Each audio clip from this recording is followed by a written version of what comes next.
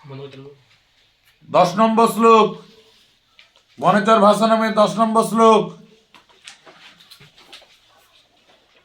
তদাসু কর্তুং তৈ জিহ্বমুদ্যতে বিধিয়তাং তত্র বিধেয়মুত্তরম পর প্রণীতানি বচাংসি চিহ্নতাং প্রবৃত্তি সারা খলু মাদৃসঙ্গির।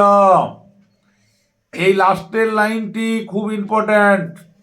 প্রবৃত্তি সারা খলু মাদৃসঙ্গির। বনেচর আইসে রাজা যুধিষ্ঠিরকে সচেতন করছে যে দুর্যোধনের বিষয়ে এখনই সচেষ্ট ব্যবস্থা করা হোক। সেই বিষয়ে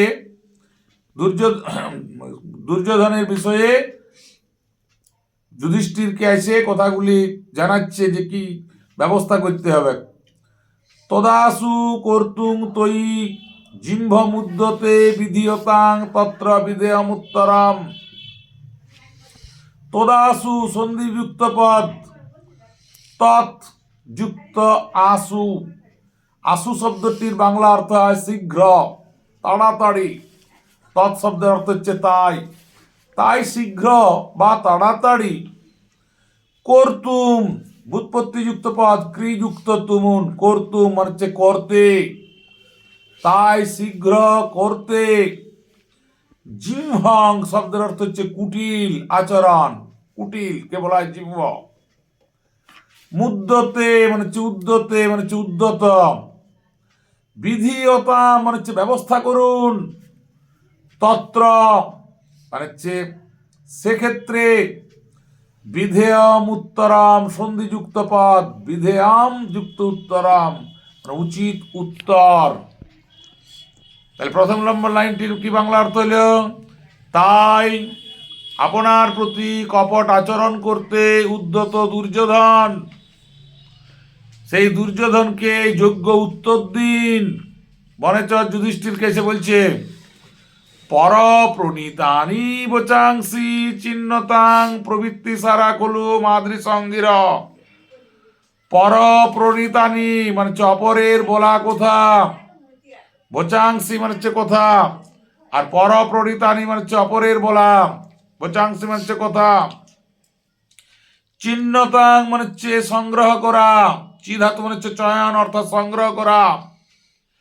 প্রবৃত্তি সারা অর্থাৎ বার্তা মাত্রই সার। খলু নিশ্চিত অর্থে ব্যবহৃত হয়।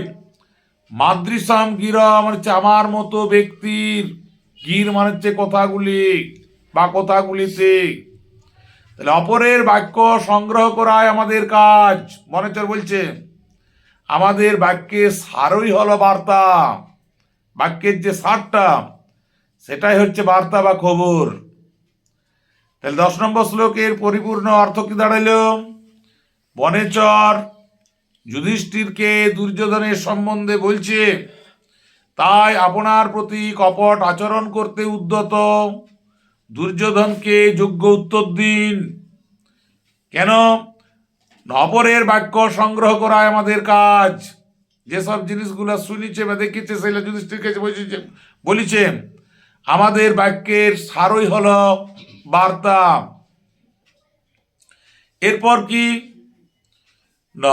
প্রশ্ন হতে পারে যে বনেচর যুধিষ্ঠিরকে বার্তা,